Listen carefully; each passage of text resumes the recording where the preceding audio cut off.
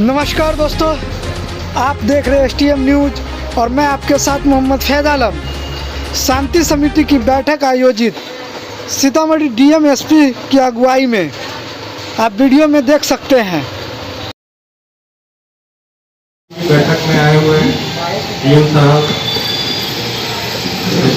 DDC साहब, SDO साहब, DSP साहब, पुलिस अधिकारी हैं, अन्य पदाधिकारी का, शांति समिति के सदस्य का, अन्य प्रतिनिधिगण, मीडियाकर्मी, सभी को मेरा अभिवादन। मीटिंग का उद्देश्य आप लोग सभी लोग जान रहे हैं। आगामी जो पर्व है उसको लेकर उनसे मीटिंग बुलाई गई है। अन्य कुछ मुद्दे भी इसमें उठाए गए। हम लोग तैयारी लगभग 10-12 दिन पहले से ही कर रहे हैं। शांति समिति की बैठक कई जगह हो चुकी है, हमको लगता है कई जगह तो 2-3 बार हो चुकी है। मीटिंग का फीडबैक हम लोग तक लगभग पूरे जिले का फीडबैक है, क्या कैसे कार्यक्रम होना है, लेकिन माइन्यूट डिटेल एक वर्कआउट कर लेना जरूरी होता है, जिससे कि हम लोग का लिमिटेशन है, रोज का भी लिमिटेशन है, ऑफिसर का भी लिमिटेशन है, आबादी अच्छी खासी है, अपने स्टेट की ही कर लीजिए या डिस्ट्रिक्ट की आबादी अच्छी खासी है, उस हिसाब से आप अगर सोचिएगा कि हर जगह प्रशासन मौजूद है, हर जगह प्रशासन हर चीज उपलब्ध करवा सके, तो वो संभव नहीं लगता है। लेकिन हम लोग उन्हें प्रायोरिटाइज करते हैं कि जो ज़्यादा संवेदनशील जगह है या ज़्यादा इम्पोर्टेंट जगह है, वहाँ पे हम लोग सुविधा जितना हो सके हम लोग पहुँचाने की कोशिश करते हैं या सुरक्षा उस हिसाब से प्रदान करने की कोशिश करते हैं।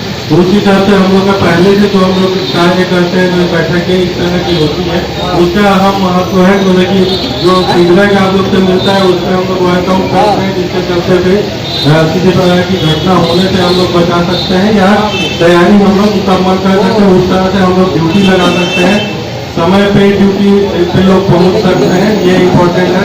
टाइमिंग का हम लोग इसीलिए पूछ रहे हैं कि संसाधन जो है, जो बल उपलब्ध है, उस हिसाब से हम लोग ड्यूटी तो 24 घंटे के लिए लग जाती है। लेकिन प्रैक्टिकली आप देखिएगा तो 24 घंटा कोई भी ड्यूटी नहीं कर सकता है। इसलिए टाइमिंग क्या है, उस समय जिस समय अति महत्वपूर्ण समय है उस समय ड्यूटी पे आदमी मौजूद रहे, जो प्रशासन है पूरी तरह से चाक चौबंद रहे, ये आवश्यक है।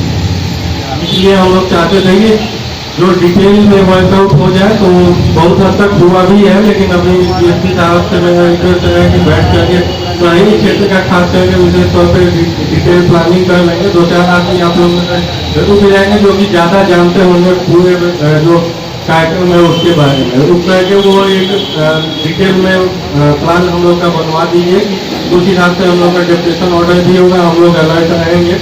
जैसा प्रियोरिटी के जगह बताया गया वो भी हम लोग नोट करेंगे, उस हिसाब से भी हम लोग का डिप्रेशन रहेगा। कई मुद्दे जो उठे उसमें एक महत्वपूर्ण मुद्दा उठा लाइसेंस को लेकर के, तो 100% लाइसेंस सभी को दिया जाएगा, इसकी किसी को चिंता करने की आवश्यकता नहीं है। लेकिन नए लाइसेंस हम लोग सभी देंगे जब 100% हम लोग हो जाए, 100% आदमी सत्यापित हो जाए कि किसी पर अगर वो दंड नहीं कर रहे हैं, कोई वैसा संवेदनशील स्थान सामने नहीं है। तो इसलिए प्रथम जैसे हम लोग नए लाइसेंस देने से मना कर रहे हैं। जो पुराने लाइसेंस है, जो पहले लाइसेंस लेते हैं उनको 100% लाइसेंस दिया जाएगा, उसमें कोई मनाही नहीं है। और 2 प्रकार के लाइसेंस जो भी है उसके दिए जाते हैं। एक तो है कि जुलूस निकालने की जो अनुमति है, वो अनुमति DPO साहब के स्तर से दी जाती है। थाना में आप आवेदन देते हैं, DPO साहब उसमें देख लेते हैं कि पहले से मिला हुआ है कि नहीं, लाइसेंस सबूत क्या है, टाइमिंग क्या है, वो सब सारी चीज़ें देख लेते हैं। उसके बाद उनके द्वारा लाइसेंस पे साइन किया जाता है, वो आप लोगों को वितरित कर दिया जाता है। लेकिन साथ में ही आपको लाउड स्पीकर को लेकर के भी लाइसेंस लेना है, जो SDO साहब के यहाँ से मिलता है। तो लाउड स्पीकर को लेकर के बात उठा गई थी, इसलिए वो बताना हमको आवश्यक लगा। लाउड स्पीकर का जो भी लाइसेंस है SDO साहब के यहाँ से दिया जाएगा, लेकिन उसका लिमिटेशन है। जो सुप्रीम कोर्ट का गाइडलाइन है, गाइडलाइन पर्टिकुलर डीजे को लेकर गाइडलाइन नहीं है, गाइडलाइन है डेसिबल लिमिट को लेकर। डेसिबल लिमिट है कि 75 डेसिबल। जो लोग ज़्यादातर लोग पढ़े लिखेंगे, आप उसका गाइडलाइन पढ़ लीजिएगा, नेट पे आसानी से अवेलेबल है। 75 डेसिबल से ज़्यादा साउंड नहीं होना चाहिए। जो SDO साहब परमिशन भी देते हैं, वो परमिशन उस कंडीशन के साथ देते हैं कि 75 डेसिबल लिमिट नहीं क्रॉस नहीं करेगा। और नाइट के टाइम में वो है कि एम्बियंस का जो नॉइज है, जो साधारणतया अगर कुछ भी साउंड सिस्टम नहीं लगा हुआ है तो जो आवाज का लेवल है उससे 10 डेसिबल ऊपर तक ही अलाउ किया है। तो आप सिंपल सा अगर तेज आवाज का अगर हॉर्न भी लगा देना, एक भी हॉर्न लगा देगा तो वो लिमिट को तो लग जाएगा। तो डीजे या हॉर्न लगाना दोनों एक तरह से पॉसिबल नहीं, लेकिन कम साउंड में कंडीशन के साथ वो इंडिविजुअल बेसिस पे आप आवेदन दीजिएगा एसडीओ साहब के यहाँ, वो इंडिविजुअल बेसिस पे अनुमति दे। तो आप 50 हॉर्न या 20 हॉर्न या 40 हॉर्न जो भी बात कर रहे हैं वो लिमिट के हिसाब से ही है, उस लिमिट को क्रॉस किसी हालत में नहीं करना चाहिए। सुप्रीम कोर्ट का गाइडलाइन है, उसको डायरेक्शन है डीएमएसपी को ही पालन करवाने की जिम्मेदारी दी गई है। जो पालन नहीं होगा कहीं पे वैसा मामला आता है डीएमएसपी को वहां से बुलाहट हो जाएगी या कार्रवाई के लिए आदेश आ जाएगा। तो इसलिए वो पालन करवाना हम लोग की जिम्मेदारी है। तो इंडिविजुअल बेसिस पे आप लोग आवेदन दीजिएगा, जो भी लाउड स्पीकर के लिए है वो कंडीशन लगाते हुए जो कंडीशन है वो अनुमति उसमें देंगे। तो डीजे, लेकिन डीजे इसलिए हम जनरली प्रतिबंधित कर देते हैं कि डीजे अगर आप लगाए हैं तो वो तेज बजाएंगे ही बजाएंगे, तो उसी के डीजे लगाए नहीं तो उसको लगाने की कोई बात नहीं। वो जैसे ही डीजे लगेगा वो डेसिबल लिमिट जो होता है वो क्रॉस कर जाता है। डेसिबल मीटर आपका ऐप भी बहुत सारा आ गया है, ऐप आप डाउनलोड कर लीजिए, उसको चेक करके देख लीजिए, चेक करके देखिएगा उन्हें 75 बहुत आसानी से क्रॉस कर जाता है। हल्का साउंड भी तेज होता है तो वो क्रॉस कर जाता है। तो वो काफी स्ट्रिक्ट गाइडलाइन है सुप्रीम कोर्ट का। तो उसमें पहले के वर्षों में था कि सुप्रीम कोर्ट का गाइडलाइन आए हुए 4-5 साल नहीं हुआ, उस समय वैसा कोई गाइडलाइन नहीं था, तो जैसे आदमी था वैसे मना लेता था। लेकिन जब से गाइडलाइन आ गई है तो वो डीएमएसपी पे डायरेक्ट रिस्पॉन्सिबिलिटी दी गई है कि उसका पालन होना चाहिए। कहीं पे वैसा आता है तो उस पर कार्रवाई होनी चाहिए, अगर नहीं हो रही तो हमारी डीएम साहब की स्लाइटनेस मानी जाएगी कि हम लोग शिथिलता बरतते हैं। तो वो आप लोग देख लीजिएगा, उसमें लाउड स्पीकर के लिए अनुमति के लिए लाइसेंस के लिए एसडीओ साहब के यहाँ अलाउ करना है। जुलूस के लिए जो लाइसेंस लेना है वो थाने में आप अप्लाई करिएगा, एसडीओ साहब एसडीपीओ साहब उस पर वेरीफाई करके उस पर साइन करेंगे और फाइनली आपको डिस्ट्रीब्यूट कर दिया। लाइसेंस के लिए जो भी आप आवेदन देंगे उसमें वॉलेंटियर अवश्य दीजिए। वॉलेंटियर 20-25 जो आपके जुलूस को गाइड करते हुए जाएगा, किसी प्रकार की कोई समस्या नहीं हो ये चीज देखते हुए जाएगा। बिजली की तार की जैसे बात करें कि ऊपर से गुजर रहा है तो 100% तो प्रशासन चाहेगा तो 100% दूर नहीं कर देते, कुछ हम लोग प्रयास करेंगे कि जो नीचे साइड रखा हुआ उसको कोशिश करेंगे साइड होकर ऊपर हो जाए। लेकिन जो वॉलेंटियर्स हैं उनकी जिम्मेदारी है कि उसको बचाते हुए लेके जाएंगे, किसी प्रकार से विशाल किसी प्रकार की घटना नहीं हो जाए। तो इसलिए लाइसेंस में जो है वॉलेंटियर्स का नाम आप दीजिए। सीसीटीवी कैमरा की बात हो रही थी तो जनरली जो आयोजन समिति होती है उसकी जिम्मेदारी भी रहती है सीसीटीवी लगाने की। तो अगर आप उस तरह से चंदा वगैरह इकट्ठा किए हैं तो सीसीटीवी कुछ इंपॉर्टेंट पॉइंट है वहाँ आप लोग लगाएं। कुछ जगह प्रशासन भी लगाएगा, नगर निगम की जैसे बात हो रही थी तो कई जगह नगर निगम द्वारा पिछले 1-1.5 महीने में ठीक करवाया गया है। हमारे ऑफिस में भी एक पैनल लगा हुआ है तो उधर डुमरा के आसपास का जो भी है सीसीटीवी हमारे ऑफिस में उसको देखा जाता है और इस शहरी क्षेत्र का जो है टाउन थाना में लगा हुआ है तो उसमें सुधार काफी हद तक दिखा है। हमको लगभग 80% हमको जहाँ तक जानकारी है 80% लगभग उसमें से सीसीटीवी ठीक हो गया। जो बचा हुआ है उसको भी जल्दी ही ठीक करवाया जाएगा। और उस समय जो त्योहार के लिए पर्टिकुलरली है कुछ अन्य जगह भी हम लोग देख के सिक्योरिटी के हिसाब से सीसीटीवी लगवाएंगे।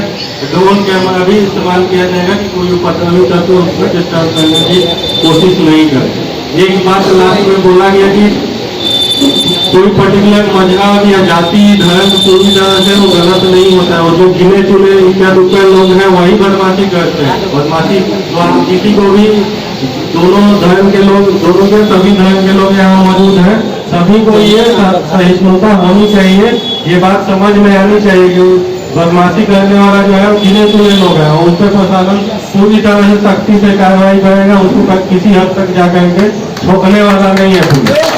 लेकिन इसके लिए आप बाकी लोग को दोषी नहीं ठहराइए। ये आप लोग को हम लोग पे भरोसा रखिए कि जो उस प्रकार का उपद्रवी होगा उसको हम कहीं भी जहन्नुम में भी छुप जाए हम छोड़ने वाले नहीं है। ये आप इसको लेकर के पूरी तरह से आश्वस्त नहीं है। लेकिन दो जाति दो धर्म में किसी प्रकार का वैमनस्य नहीं होना चाहिए, इसको लेकर के आप लोग पूरी तरह से हमको आश्वस्त कीजिए। दूसरा है कि जो उपद्रवी तत्व दिख रहे हैं आपकी नजर में है तो हम लोग की नजर में भी लाइए। अगर वैसे व्यक्ति दिख रहे हैं जो डिस्टर्ब करना चाह रहे हैं आपके नजर में है तो वो हमारे नॉलेज में भी आइए, ले आइए, हम लोग उसमें एडवांस में कार्रवाई करें। उसमें कई तरह के प्रिवेंटिव एक्शन है जो कि हम लोग पहले ही कर सकते हैं। वैसा व्यक्ति आपको दिख रहा है कि वो डिस्टर्ब करने की कोशिश करेगा तो हम लोग के नॉलेज में भी नहीं, हमको बताइए थानाध्यक्ष है, डीओ साहब है, सीओ साहब है, जिसको भी आपको ठीक लग रहा है उसको खबर करिएगा तो उसमें जो एक्शन होना है वो हम लोग करेंगे। ये ध्यान रखना है, अफवाहों से सभी को सावधान रहना है, अफवाहों के चक्कर में किसी को नहीं आना है। अफवाह आपको मिला ही है, हम लोग को भेजिए, हम लोग उसका सत्यापन करेंगे क्या सच्चाई है और जो तथ्य है वो आप लोगों के सामने प्रस्तुत किया जाएगा। अगर उसमें अफवाह में सच्चाई है, कुछ कार्रवाई की आवश्यकता है, कार्रवाई करते हुए हम आप लोग को सूचित करें। तो ये आप लोग प्रशासन पर विश्वास रखें, प्रशासन पूरी तरह से चौबंद रहेगा। हम लोग डिटेल वर्क लगभग 15 दिन से कर रहे हैं, कई जगह बैठक हो चुकी है, यहाँ भी हमको लगता है एक बार बैठक हो चुकी है, अच्छी हुई है, इसके बाद भी कुछ और वर्कआउट किया जाएगा। डिटेल में हम लोग को एक चीज पता है, लेकिन लिमिटेशन प्रशासन की भी आप सभी लोग को समझना चाहिए। इसलिए वॉलेंटियर हमको चाहिए कि सभी जो समिति है वो अपना वॉलेंटियर भी रखे कि प्रशासन को सपोर्ट मिलेगा। तो ये आप सब लोग से यही मेरी अपेक्षा थी। हम साथ में 2-4 चीज और कहना चाहेंगे। त्योहार भी और अन्य त्योहार भी है, केवल मुहर्रम का ही त्योहार नहीं है। जैसे रक्षाबंधन का भी त्योहार है 11 तारीख को है, उसकी खरीदारी 2-3 दिन पहले से ही चालू हो जाती है तो मार्केट में भीड़ भाड़ रहेगा। तो थोड़ा बहुत वो सहिष्णुता या जो बोल रहे हैं टेम्पो हटा दिया जाए पूरी तरह तो वो संभव नहीं है, क्योंकि वो लोग भी खरीदारी के लिए निकलेंगे तो 100% हटा देना उन लोग के लिए भी ठीक नहीं है। तो थोड़ा एडजस्ट करके सभी को उसमें काम करना है, सबको अलर्ट रहने की आवश्यकता है। हम लोग भी पूरी तरह से उस समय अलर्ट रहेंगे और आप लोग में से सभी ज्यादा लोग बुद्धिजीवीगण है तो आप लोग अलर्ट रहेंगे, सूचना का आदान प्रदान करते रहिएगा तो किसी प्रकार की कोई समस्या नहीं होगी। सावन का सोमवार भी एक अभी बचा हुआ है जो कि सोमवार को मतलब 8 तारीख का सोमवार को, तो उसी में ओवरलैप मोटा मोटी करेगा तो इसलिए भीड़ भाड़ रहेगी बाजार में। लेकिन हम लोग अलर्ट रहेंगे, किसी प्रकार की कोई अफवाह नहीं करने देंगे, प्रशासन मुस्तैद रहेगा, आप लोग मुस्तैद रहेंगे तो किसी प्रकार की कोई समस्या नहीं होगी। ये साफ सफाई की जो बातें की गई है वो हम लोग प्रयास करेंगे जितना संभव है दूर कर दिया जाएगा। रोड बनाने का उधर बात चल रही है तो उसमें पुल निगम को दिया हुआ है, जैसे ये सामने भी आप लोग को बताया, तो 2 जगह कॉस्ट नहीं हो इसलिए जनरली वेट किया जाता है कि जो फाइनेंस टेंडर है उसी के माध्यम से हो, नहीं तो पैसा उसी काम में दूसरा पैसा सरकार का वेस्ट होगा, फिर दोबारा आके उसी को पॉलिश कर देगा तो वो फालतू पैसा जाता है। इसलिए लेकिन मोटे लेवल बना देंगे हम लोग त्यौहार को देखते हुए तो नगर निगम द्वारा करवाया जाए। मेरी तरफ से यही था, आप सभी लोग को त्यौहार की हार्दिक शुभकामनाएं एडवांस में। हम लोग पूरी तरह से अवेलेबल रहेंगे, सभी लोग धर्मशील रहेंगे, आपके त्यौहार में पूरी तरह से प्रशासन का सहयोग रहेगा। हम अब डीएम साहब से रिक्वेस्ट करेंगे कि आप लोग को आज के शांति समिति की बैठक में उपस्थित एसडीओ साहब, डीएसपी साहब, थाना के सीओ नगर निगम को उपस्थित सभी सम्मानित नागरिकों, विभिन्न अखाड़ा से पहुंचे हुए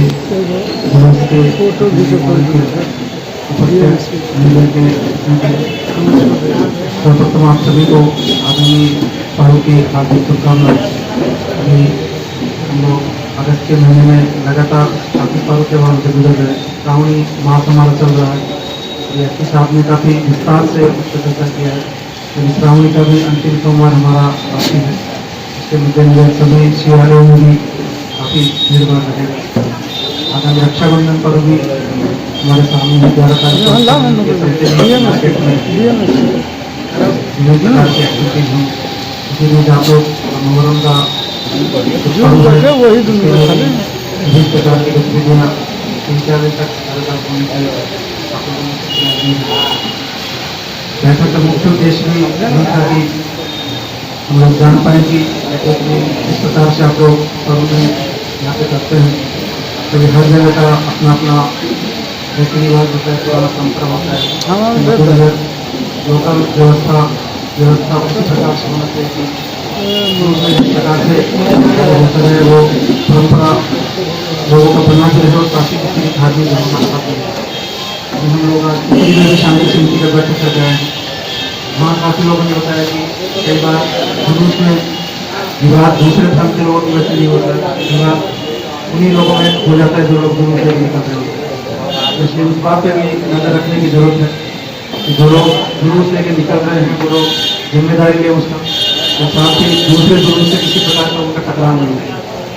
क्योंकि जरूरी नहीं है कि झगड़ा या किसी प्रकार का टकराव दूसरे समुदाय से ही हो, कई बार समुदाय के अंदर भी आपस में टकराव रहता है, जुलूस के पुराने आपसी झगड़े रहते हैं या समुदाय विशेष के पुराने आपसी रंजिश रहती है, उन सब पर भी आप सभी लोगों को नजर रखने की जरूरत है। अगर उस प्रकार का कोई चीज़ होता है तो उसको आप लोग भी कंट्रोल करने की कोशिश करें, साथ ही वॉलंटियर्स जो आप लोग के साथ हैं उनका पर्पज यही रहता है कि सभी वॉलंटियर्स सभी जुलूस में संबंध आपस में स्थापित कर सकें। जिला में इतनी ज़्यादा संख्या में जुलूस रहते हैं कि प्रशासन हर जगह पहुंचना संभव नहीं होता है। पूरी जानकारी हम लोग इसीलिए ले रहे हैं ताकि जितने जुलूस के बारे में हम लोगों को जानकारी मिल जाए उतने जुलूस पर हम लोग का निगरानी रह सके। उसी उद्देश्य से हम लोग सबको लाइसेंस पूर्व से जितने दिए गए हैं उन सभी का कोशिश कर रहे हैं कि एक बार सबके साथ बैठक कर लिया जाए, बैठक करके उनका प्रोग्राम जान लिया जाए, जो किस प्रकार से लोग करते आ रहे हैं, और पूर्व में अगर कोई विवाद हुआ है तो उस विवाद का निराकरण करने का प्रयास किया जाए, और विवाद अगर अभी भी संभावित है तो उसके मद्देनजर प्रशासनिक सतर्कता के मद्देनजर अगर लाइसेंस में कुछ कंडीशन में संशोधन की आवश्यकता है तो वो भी कर लिया जाए। उसी मद्देनजर शांति समिति की बैठकें लगभग पिछले 15 दिनों से जिला में विभिन्न स्थानों में विभिन्न पंचायतों में सभी जगह चल रहा है। आपके यहाँ पे भी लगातार काफ़ी सारी बैठकें हुई हैं, अलग अलग थानों में हुई। सीतामढ़ी टाउन एरिया में विभिन्न प्रकार के जुलूस एक जगह इकट्ठा होते हैं, और इकट्ठा होने के बाद उनका विसर्जन होता है तो स्वाभाविक बात है जब इतना सारा भीड़ एक जगह इकट्ठा होता है तो उसमें कुछ उपद्रव भी शामिल होने की संभावना हमेशा रहता है। इसलिए जो लोग लाइसेंस लेते हैं उनका जिम्मेदारी बहुत बढ़ जाता है। लाइसेंस लेने के बाद केवल ये नहीं समझा जाए कि केवल उसका अपना जिम्मेदारी केवल उसका सीमित दायरे तक है। जिसने लाइसेंस लिया है उसको जुलूस का जिम्मेदारी, जहाँ से वो प्रारंभ हुआ है, जहाँ वो मिल रहा है, जहाँ से वापस आ रहा है, तो रास्ते भर उन लोगों को ध्यान रखने की आवश्यकता है।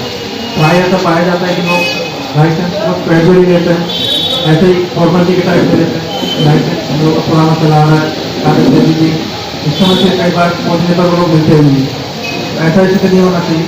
जिन लोगों ने लाइसेंस लिया है वो लोग अपनी जिम्मेदारी को समझें, और जिम्मेदारी को समझते हुए खुद वहाँ पर मौजूद रहें, अपने साथ में वॉलंटियर्स को वहाँ पर मौजूद रखें। अगर बिना वॉलंटियर तो बिना जिसने लाइसेंस लिया है उसके अगर कोई भी जुलूस निकलेगा तो हम लोग उसको फिर रोकेंगे, क्योंकि आपका जवाब नहीं है कि जिसने जुलूस का लाइसेंस लिया है वो आदमी वहाँ पर रहेगा, नहीं तो फिर उसमें नियंत्रण करने का अभाव रहेगा, उसमें टकराव होने की संभावना रहेगी। अगर लाइसेंस किसी और के नाम रहेगा, फिर कोई और लेकर निकल रहा है तो बाद में उसको नियंत्रण करने वाला कोई नहीं रहता है। ऐसी स्थिति में संभावना रहता है कि किसी दूसरे जुलूस से टकराव हो जाएगा और उसमें किसी प्रकार की विधि व्यवस्था की संभावना रहता है। इसलिए जो भी आदमी लाइसेंस ले रहा है जिम्मेदारी से अपना लाइसेंस लें, साथ में अपने वॉलंटियर जिसका नाम दे रहा है उनको भी जिम्मेदारी दें और उनको उसमें रखें। अगर वो लोग नहीं रहेंगे, अनुपस्थित रहेंगे तो माना जाएगा कि उनका उस जुलूस में कोई इंटरेस्ट नहीं, उस लाइसेंस के बेसिस पे फिर हम लोग उसको नहीं निकालेंगे। इसलिए उसको सुनिश्चित करवाना जिसने लाइसेंस लिया उसका जिम्मेदारी। इसके अतिरिक्त एसपी साहब ने काफ़ी विस्तार से आप लोग को बताया कि डीजे पर प्रतिबंध माननीय उच्चतम न्यायालय का है। अधिकतम ध्वनि प्रदूषण का जो उनके द्वारा सीमा निर्धारित किया गया उसको कोई भी अथॉरिटी बाइकाट नहीं कर सकता है, उसका पालन आपको करना है। आप भी इसी कानून से बंधे हुए हैं, समाज के हर नागरिक माननीय उच्चतम न्यायालय के कानून से बंधा हुआ है। इसलिए जो भी गाइडलाइन माननीय उच्चतम न्यायालय के द्वारा निर्धारित किया गया है उसको पालन करना हम सभी का जिम्मेदारी है। प्रशासन की तरफ से ऑनरेबल कोर्ट DMSP को जवाब नहीं होता है, लेकिन हम मानते हैं कि समाज का हर नागरिक जवाबदेह है, और समाज का हर नागरिक अगर अपनी जिम्मेदारी को समझेगा और माननीय न्यायालय के आदेश का पालन करने में सहयोग करेगा तो किसी प्रकार का कोई टकराव की स्थिति नहीं होगी। फील्ड में उस समय फिर ये टकराव का स्थिति होता है कि प्रशासन हमको जानबूझ के रोक रहा है या प्रशासन हमको इस प्रकार का गतिविधि नहीं करना दे रहा है। उसका कारण क्या रहता है अमूमन लोगों को नहीं पता होता। तो आपके माध्यम से आप सबको पता रहना चाहिए कि माननीय न्यायालय का जो भी आदेश होता है वो सरों के सभी लोगों के लागू होता है। तो उसमें किसी प्रकार का एक्शन वर्ष नहीं होता, आप सभी को उसका पालन करना है। इसलिए हम लोग डीजे के लोगों के साथ अलग से बैठक भी कर रहे हैं, उन लोगों को भी अलग से समझा दिया गया है कि कार्रवाई उन पर भी होगा। जो डीजे अनावश्यक रूप से दिन पे बजता हुआ पाया जाता है, जो डीजे का जो अधिकतम सीमा होता है ध्वनि का वो हमेशा उस लिमिट के बाहर होता है। इसी प्रकार से अन्य लाउड स्पीकर वो है उसका भी परमिशन एसपी साहब देते हैं, उस लिमिट के हिसाब से देते हैं। तो सभी को उन सभी नियमों का पालन करना है। अन्य जितने भी नियम हैं वो सब भी हमेशा जुलूस से लागू रहते हैं। कुछ लोगों का कहना है कि ट्रैफिक नियंत्रण के उद्देश्य से बाकी सब चीज़ों को रोक दिया जाए, लेकिन प्राय ऐसा संभव नहीं हो पाता है, क्योंकि समाज में सभी लोगों का बाकी पर्व त्यौहार भी है, बाकी गतिविधियाँ भी हैं। इसलिए ट्रैफिक भी हम लोगों का इस्तेमाल होता रहे, कम से कम आधा रास्ता एक तरफ से ट्रैफिक लेन चलता रहे, आधा रास्ता बाकी लोगों के लिए जो पर्व त्यौहार की गतिविधि हो रही मुश्किल है। इस प्रकार से आप लोग वॉलंटियर को भी पूर्व से गाइड करके रखें, ताकि उस दिन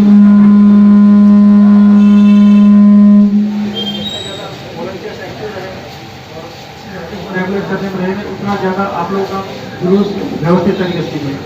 तो आप लोगों को यही आग्रह है, जितने सामाजिक लोग बैठक में उपस्थित हैं, वो सामाजिक लोग सभी लोग जुलूस के साथ रहें।